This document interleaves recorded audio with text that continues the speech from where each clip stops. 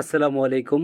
Welcome to the literature craft. আজ আমরা জানবো ইংলিশ লিটারেচারে ড্রামা জেনারের সবচেয়ে পাওয়ারফুল, ইমোশনাল এবং ফিলোসফিক্যাল ফর্ম ট্র্যাজেডি সম্পর্কে। একটি ট্র্যাজেডি শুধু দুঃখের গল্প নয়, এটি মানুষের অহংকার, ভাগ্য, ভুল সিদ্ধান্ত, নৈতিক সংঘাত এবং জীবনের নির্মম সত্যের গল্প।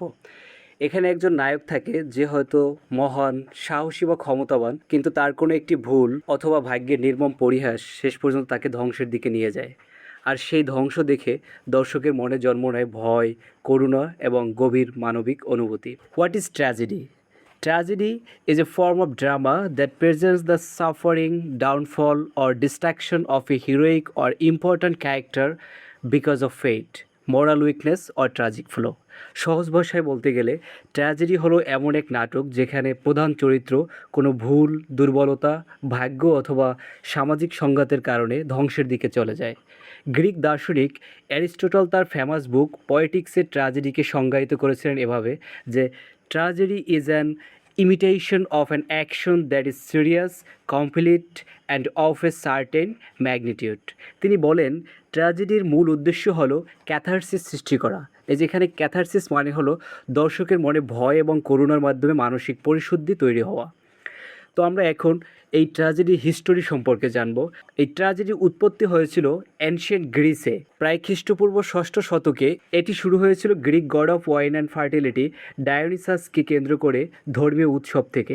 সেই উৎসবে মানুষ গান গাইতো, নাচ করতো এবং কোরাসের মাধ্যমে দেবতাদের গল্প উপস্থাপন করত। ধীরে ধীরে সেই রিলিজিয়াস পারফরমেন্স নাট্যরূপ নেয় এবং জন্ম হয় ট্র্যাজেডির। প্রথম দিকে ট্র্যাজেডিতে শুধু কোরাস থাকতো, পরে অ্যাক্টর যোগ করা হয়, ডায়ালগ তৈরি হয়, কনফ্লিক্ট তৈরি হয়, এভাবেই মডার্ন ড্রামার ফাউন্ডেশন তৈরি হয়। গ্রিক ট্র্যাজেডি পরে ধীরে ধীরে রোমান লিটারেচারে প্রবেশ করে, তারপর রেনেসাঁ পিরিয়ডে ইউরোপে নতুনভাবে জনপ্রিয় হয়, বিশেষ করে ইংল্যান্ডে উইলিয়াম শেক্সপিয়ার ট্র্যাজেডিকে নতুন উচ্চতায় নিয়ে যান। আমরা যদি এখন জানতে চাই যে হু স্টার্টেড ট্র্যাজেডি, মানে ট্র্যাজেডি প্রথমে কে শুরু করেছিল, ব্রিটানিকার তথ্য অনুসারে ট্র্যাজেডির জনক হিসেবে সাধারণত ধরা হয় থেসপিসকে। তিনি প্রথম কোরাস থেকে আলাদা হয়ে একক অ্যাক্টর হিসেবে ডায়ালগ বলা শুরু করেন। এ কারণে আজও অভিনেতাদের থেসপিয়ান বলা হয়। তবে গ্রিক ট্র্যাজেডির পূর্ণতা দেন তিনজন মহান প্লেরাইট: অ্যাস্কিলাস, সফোক্লিস অ্যান্ড ইউরিপিডিস। অ্যাস্কিলাস দ্বিতীয় অ্যাক্টর যোগ করেন এবং এ কারণেই আধুনিক যুগে ট্র্যাজেডির জনক হিসেবে মূলত অ্যাস্কিলাসকেই ধরা হয়। এবং সফোক্লিস তৃতীয় অ্যাক্টর যোগ করেন এবং প্লট কমপ্লেক্স তৈরি করেন। আর ইউরিপিডিস ট্র্যাজেডিকে আরও সাইকোলজিক্যাল ও রিয়েলিস্টিক তৈরি করেন। তো এই ছিল ট্র্যাজেডির হিস্টোরি সম্পর্কে। এবার আমরা যে ট্র্যাজেডির ধরন সম্পর্কে একটু জানি, যে ট্র্যাজেডি সাধারণত কত ধরনের হতে পারে। এখানে প্রথমে আসি ক্লাসিক্যাল ট্র্যাজেডি নিয়ে। ক্লাসিক্যাল ট্র্যাজেডি হলো প্রাচীন গ্রিক নাটকের একটি গুরুত্বপূর্ণ ধারা, যেখানে একজন উচ্চ মর্যাদা সম্পন্ন নায়ক নিজের কোনো মারাত্মক ভুল, ট্রাজিক ফ্লো বা হ্যামার্সিয়া, ভাগ্য অথবা দেবতাদের ইচ্ছার কারণে ধ্বংসের দিকে এগিয়ে যায়। এই ধরনের ট্র্যাজেডির উদ্দেশ্য শুধু দুঃখ দেখানো নয়, বরং দর্শকের মনে ভয় ও করুণা সৃষ্টি করে মানসিক পরিশুদ্ধি বা ক্যাথারসিস তৈরি করা। গ্রিক দার্শনিক অ্যারিস্টটল তার বিখ্যাত বই পয়েটিক্সে ক্লাসিক ট্র্যাজেডি সম্পর্কে বিস্তারিত ব্যাখ্যা দেন। সেখানে আমরা এই ক্লাসিক ট্র্যাজেডির প্রধান বৈশিষ্ট্য পাই কিছু। তো এখানে ক্লাসিক ট্র্যাজেডির প্রধান বৈশিষ্ট্যগুলো হলো নভেল হিরো। হ্যাঁ, এখানে উচ্চ মর্যাদার নায়ক, নাটকের কেন্দ্রীয় চরিত্র সাধারণত রাজা, রাজপুত্র বা সমাজের সম্মানিত ব্যক্তি হয় এবং এখানে হ্যামার্সিয়া থাকে, যেটাকে ট্রাজিক ফ্লো বলা হয়। নায়কের একটি মারাত্মক দুর্বলতা বা ভুল সিদ্ধান্ত থাকে, যা তার পতনের কারণ হয়। এরপর এখানে থাকে ফেইট বা ভাগ্যের প্রভাব। অনেক সময় নায়ক নিজের ভাগ্য থেকে পালাতে চাইলেও শেষ পর্যন্ত ধ্বংস এড়াতে পারে না। এরপর এখানে থাকে ক্যাথারসিস। দর্শকের মনে ভয় ও করুণা সৃষ্টি করে এক ধরনের মানসিক শুদ্ধি আনা হয় এই ক্যাথারসিস ব্যবহার করে। এবং এখানে থাকে সিরিয়াস থিম, জীবন, মৃত্যু, নৈতিকতা, অহংকার, ভাগ্য ইত্যাদি গভীর বিষয় নিয়ে আলোচনা করা হয়। ক্লাসিক্যাল ট্র্যাজেডির যদি উদাহরণ দিতে যাই, তো সেখানে ইডিপাস রেক্সের নাম আসে। ইডিপাস রেক্স হলো সফোক্লিসের লেখা। এটি ক্লাসিক্যাল ট্র্যাজেডির সবচেয়ে বিখ্যাত উদাহরণ। কাহিনীটা যদি সংক্ষেপে একটু বলি, থিবিসের রাজা ইডিপাস ভবিষ্যৎবাণী শুনেছিলেন যে তিনি নিজের বাবাকে হত্যা করবেন এবং নিজের মাকে বিবাহ করবেন। এই ভাগ্য এড়ানোর চেষ্টা করলেও অজান্তেই তিনি সেই কাজগুলো করেন। তো এটি কেন ক্লাসিক্যাল ট্র্যাজেডি? ইডিপাস এখানে একজন রাজা যে নোবেল হিরো আছে এবং তার অহংকার ও অজ্ঞতা থাকে, যেটাকে ট্রাজিক ফ্লো বলা হয়, এবং তিনি ভাগ্য থেকে পালাতে পারে না, এটার ভিতর ফেইট আছে, এবং শেষে নিজের সত্য জেনে তার ভয়াবহ পতন ঘটে। এটাই হচ্ছে ট্র্যাজেডি। তো এই কারণগুলোর কারণেই ইডিপাস রেস একটি ক্লাসিক্যাল ট্র্যাজেডি। তো আমরা ক্লাসিক্যাল ট্র্যাজেডি সম্পর্কে জানলাম। তো এবার আমরা যদি আসি শেক্সপিয়ারিয়ান ট্র্যাজেডি কি। শেক্সপিয়ারিয়ান ট্র্যাজেডি হলো উইলিয়াম শেক্সপিয়ার রচিত যেই সব ট্র্যাজেডি নাটক যেখানে একজন মহান বা উচ্চ মর্যাদার নায়ক নিজের দুর্বলতা, ভুল সিদ্ধান্ত, আবেগ বা ষড়যন্ত্রের কারণে ধ্বংসের দিকে এগিয়ে যায়। এগুলো শুধু দুঃখের গল্প নয়, বরং মানুষের মন, ক্ষমতা, উচ্চাকাঙ্ক্ষা, প্রেম, প্রতিশোধ, ঈর্ষা এবং ভাগ্যের গভীর বিশ্লেষণ। শেক্সপিয়ার গ্রিক ক্লাসিক্যাল ট্র্যাজেডির ধারণাকে নতুনভাবে ইংরেজি সাহিত্যে বিকশিত করেন। তো এই শেক্সপিয়ারিয়ান ট্র্যাজেডির কিছু বৈশিষ্ট্য আছে। এখানে ট্র্যাজিক হিরো থাকে, নাটকের প্রধান চরিত্র সাধারণত রাজা, সেনাপতি বা সম্মানিত ব্যক্তি হয়। যেমন উদাহরণ হিসেবে বলতে গেলে হ্যামলেট, ম্যাকবেথ, অথেলো। এই যে হ্যামলেট এখানে ডেনমার্কের রাজপুত্র, ম্যাকবেথ স্কটিশ সেনাপতি এবং অথেলো তিনি একজন বীর জেনারেল থাকে। এবং এর পরবর্তীতে ট্র্যাজিক হিরোর পরে এখানে আসে ট্র্যাজিক ফ্লো মানে হ্যামার্শিয়া। নাটকের ব্যক্তিগত দুর্বলতাই তার পতনের কারণ হয়। এখানে উদাহরণ হিসেবে হ্যামলেটকে আনা যায়, ম্যাকবেথ এবং অথেলো, কিং লিয়ার, এরা সবাই এখানে তাদের ট্র্যাজিক ফ্লোর শিকার। এবং এরপরে এটার ভিতরে থাকে ইন্টারনাল কনফ্লিক্ট। নায়কের ভেতরে মানসিক দ্বন্দ্ব থাকে, বিশেষ করে শেক্সপিয়ারের ট্র্যাজেডিতে সাইকোলজিক্যাল কনফ্লিক্ট খুবই গুরুত্বপূর্ণ। এরপর এটার ভিতরে থাকে সুপার ন্যাচারাল এলিমেন্টস। এখানে ভূত, ডায়েরি, ভবিষ্যৎবাণী ইত্যাদি দেখা যায়। উদাহরণ হিসেবে ম্যাকবেথে কিন্তু উইসেস থাকে এবং হ্যামলেটের ভিতরে ঘোস্ট থাকে। এবং এটার ভিতরে আরও থাকে ক্যাটাস্ট্রফিক এন্ডিং, মানে হচ্ছে শেষে মৃত্যু, ধ্বংস বা ভয়াবহ বিপর্যয় ঘটে। সাধারণত নায়ক সহ আরও অনেক চরিত্র মারা যায়। তো শেক্সপিয়ারিয়ান ট্র্যাজেডির যদি একটি উদাহরণ দেই, যেমন হ্যামলেট। এই হ্যামলেটের কাহিনীটা সংক্ষেপে বললে, হ্যামলেট তার বাবার হত্যার প্রতিশোধ নিতে চায়, কিন্তু অতিরিক্ত চিন্তা ও দ্বিধার কারণে সে সিদ্ধান্ত নিতে দেরি করে। এবং কেন এটি শেক্সপিয়ারিয়ান ট্র্যাজেডি? কারণ এখানে হ্যামলেট একজন নোবেল হিরো এবং তার ট্র্যাজিক ফ্লোটা হচ্ছে ইনডিসিশন, এবং যার কারণে তার এই ট্র্যাজেডিটা ঘটে থাকে। তো এই ছিল শেক্সপিয়ারিয়ান ট্র্যাজেডি। এবারে আমরা জানবো ট্র্যাজেডির আরেকটি ধরন, রিভেঞ্জ ট্র্যাজেডি সম্পর্কে। রিভেঞ্জ ট্র্যাজেডি হলো ট্র্যাজেডির এমন একটি ধারা যেখানে মূল কাহিনী প্রতিশোধকে কেন্দ্র করে গড়ে ওঠে। সাধারণত কোনো হত্যা, অন্যায় বা বিশ্বাসঘাতকতার প্রতিশোধ নিতে গিয়ে নায়ক ধীরে ধীরে সহিংসতা, ষড়যন্ত্র এবং ধ্বংসের পথে এগিয়ে যায়। এই ধারার নাটকে প্রতিশোধই গল্পের চালিকা শক্তি হয়। রিভেঞ্জ ট্র্যাজেডি বিশেষভাবে জনপ্রিয় হয় ইংলিশ রেনেসাঁ যুগে, বিশেষ করে এলিজাবেথান ও জ্যাকোবিয়ান থিয়েটারে। রিভেঞ্জ ট্র্যাজেডির ইতিহাস, এই ধারার উৎস প্রাচীন রোমান নাট্যকার সেনেকা এর ট্র্যাজেডিগুলোতে পাওয়া যায়। পরবর্তীতে ইংরেজ নাট্যকার সেনেকা এর নাটক থেকে প্রভাবিত হয়ে রিভেঞ্জ ট্র্যাজেডি তৈরি করেন। ইংরেজি সাহিত্যে রিভেঞ্জ ট্র্যাজেডি জনপ্রিয় করেন টমাস কিট। এবং এই রিভেঞ্জ ট্র্যাজেডির প্রধান কিছু বৈশিষ্ট্য রয়েছে, যেগুলো হলো রিভেঞ্জ প্রথমেই থাকে, মানে হচ্ছে এখানে প্রতিশোধ মূল বিষয়, কাহিনীর কেন্দ্রেই থাকে প্রতিশোধ নেওয়ার চেষ্টা। এবং দ্বিতীয়ত থাকে এখানে মার্ডার, ভয়াবহ অপরাধ, সাধারণত শুরুতে কোনো হত্যা বা অন্যায় ঘটে। এরপর এখানে থাকে ঘোস্ট বা সুপার ন্যাচারাল এলিমেন্টস, মৃত ব্যক্তির আত্মা বা ঘোস্ট এসে প্রতিশোধের আহ্বান জানায়। এবং এরপর এটার ভিতরে আরও থাকে ম্যাডনেস, মানে নায়ক অনেক সময় এখানে সত্যিকারের বা অভিনয় করে পাগলামির আশ্রয় নেয়। এবং এটার ভিতরে আরও থাকে ভায়োলেন্সের ব্লাডশিট, এবং শেষে এখানে ভয়াবহ হত্যাকাণ্ড, রক্তপাত ঘটে থাকে। এবং এখানে আরেকটা জিনিস থাকে, সেটা হচ্ছে ডিলে ইন রিভেঞ্জ, মানে নায়ক দ্রুত প্রতিশোধ নেয় না, এটা তার দীর্ঘ দ্বন্দ্ব ও পরিকল্পনা চলে, তারপরে সে প্রতিশোধটা নেয়। তো রিভেঞ্জ ট্র্যাজেডি এর যদি একটা উদাহরণ দেই, টমাস কিডের স্প্যানিশ ট্র্যাজেডি, এটিকে ইংলিশ লিটারেচারের প্রথম বিখ্যাত রিভেঞ্জ ট্র্যাজেডি বলা হয়। এটার কাহিনীটি যদি সংক্ষেপে একটু বলি, স্প্যানিশ ট্র্যাজেডি নাটকে হেরোনিমো তার ছেলে হোরাসিওর হত্যার বিচার না পেয়ে প্রতিশোধ নেওয়ার সিদ্ধান্ত নেয়। ষড়যন্ত্র, বিশ্বাসঘাতকতা ও মানসিক যন্ত্রণার মধ্য দিয়ে সে হত্যাকারীদের শাস্তি দেয়।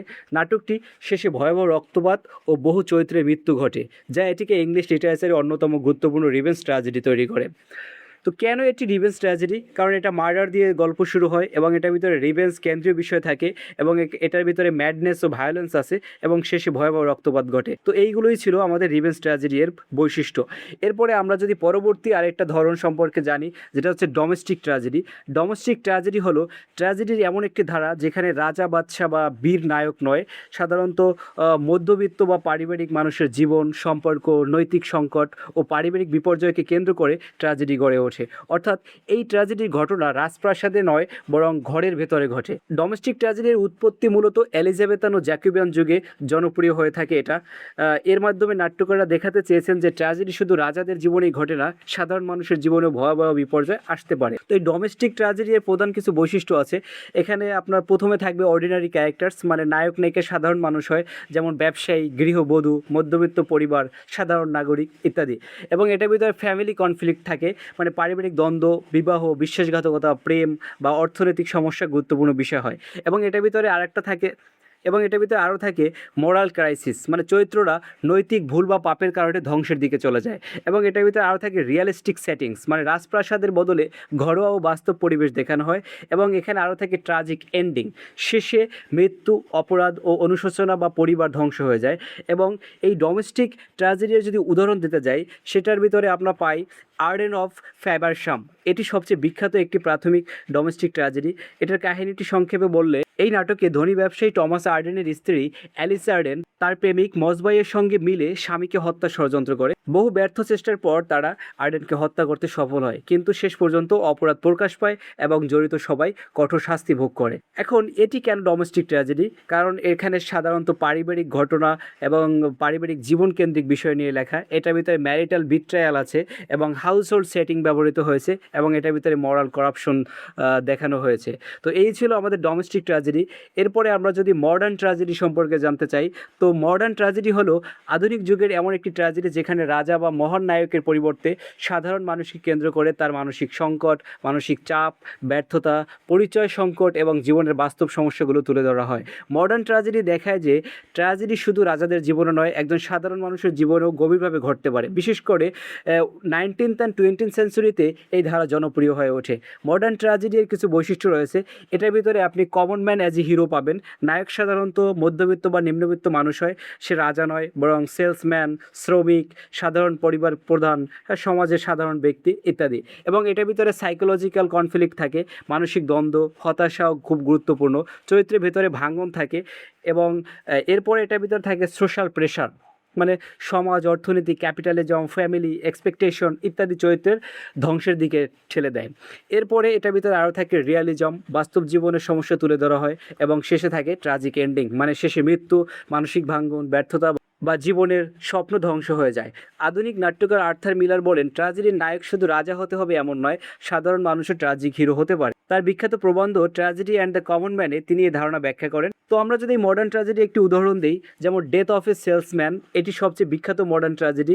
এটার কাহিনীটি সংক্ষেপে বললে, ডেথ অফ এ সেলসম্যান নাটকে উইলি লোমার নামের এক ব্যর্থ সেলসম্যান আমেরিকান স্বপ্ন পূরণের আশায় জীবন কাটায়, কিন্তু বাস্তবতার সঙ্গে তার কল্পনার সংঘাত তৈরি হয়।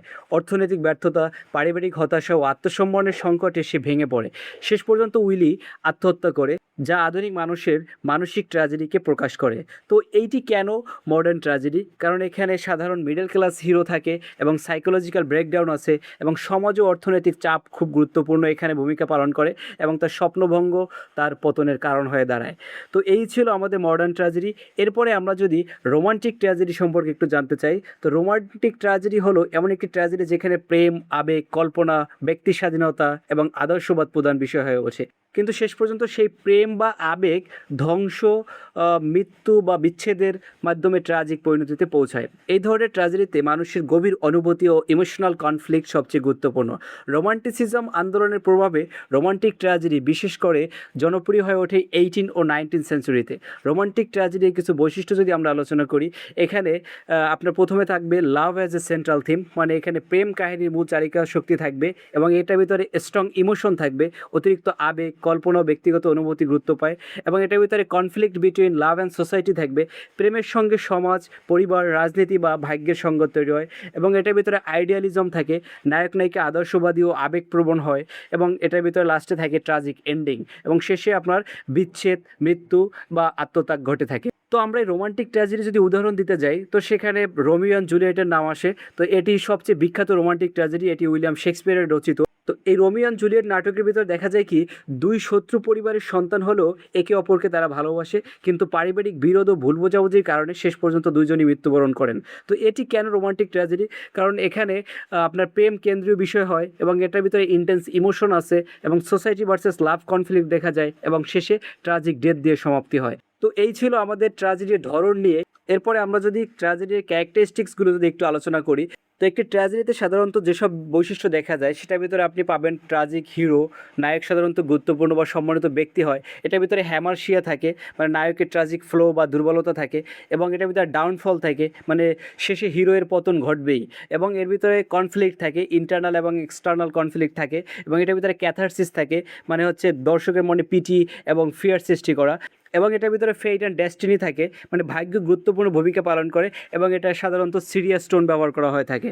তো এই ছিল আমাদের ট্র্যাজেডির ক্যারেক্টারিস্টিক্স। এরপর যদি আমরা এই ট্র্যাজেডিতে কী কী লিটারি ডিভাইস ব্যবহার করা হয়ে থাকে সেগুলো যদি একটু আলোচনা করি। ট্র্যাজেডির ভিতরে বিভিন্ন ধরনের লিটারি ডিভাইস ব্যবহার করা হয়। সাধারণত এখানে আয়রনি ব্যবহার করা হয় যখন আউটকাম এক্সপেকটেশনের অপোজিট হয়, এবং এটার ভিতরে আপনার ফোরশ্যাডোয়িং থাকে এবং ক্যারেক্টার থাকে, এবং সিম্বলিজম ব্যবহার করা হয়, ইমাজিনারি ব্যবহার করা হয়, এবং ড্রামাটিক আয়রনি দেখানো হয়।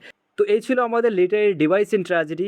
এরপরে আমরা যদি একটু সংক্ষেপে এই influence of tragedy on literature একটু জানি, যে আমাদের এই ট্র্যাজেডি আমাদের সাহিত্যে কী প্রভাব এনেছে। তো এটি পুরো সাহিত্যকে গভীরভাবে প্রভাবিত করেছে, হিউম্যান সাইকোলজিকে বোঝাতে সাহায্য করেছে যে মরাল লিসন দিয়ে, এবং সোসাইটি এর করাপশন তুলে ধরেছে, মানুষের অ্যাম্বিশন, গ্রিড, রিভেঞ্জ ও ফেইটের ভয়াবহতা দেখিয়েছে। মডার্ন সিনেমা, থিয়েটার এবং স্টোরি টেলিংয়ে প্রভাবিত করেছে। আজকের অনেক ফিল্ম, ওয়েব সিরিজ এবং নভেলসেও ট্র্যাজেডি স্ট্রাকচার দেখা যায়। আমরা যদি এখন একটু কিছু ফেমাস ট্র্যাজেডির নাম শুনি, যেমন বিশ্ব সাহিত্য কিছু বিখ্যাত ট্র্যাজেডি আছে, যেমন হচ্ছে Oedipus Rex, Antigone, Hamlet, Macbeth, King Lear, Othello, Romeo and Juliet, Doctor Faustus, Death of a Salesman, Desire Under the Elms ইত্যাদি। তো এই ছিল আমাদের ট্র্যাজেডির আজকের এই আলোচনা। আমরা এখান থেকে জানলাম ট্র্যাজেডি কী, এর ইতিহাস কী, ট্র্যাজেডির জনক কে, এবং বিভিন্ন ধরনের ট্র্যাজেডির ক্যারেক্টারিস্টিক্সও আলোচনা করেছি। আশা করি ভিডিওটি ভালো লাগছে এবং ইনফরমেটিভ হয়েছে। যদি ভিডিওটি ইনফরমেটিভ মনে হয় অন্যদের সাথে শেয়ার করবেন, এবং এই চ্যানেলে নতুন হয়ে থাকলে পাশে থাকবেন এরকমের লিটারি আপডেটস পেতে।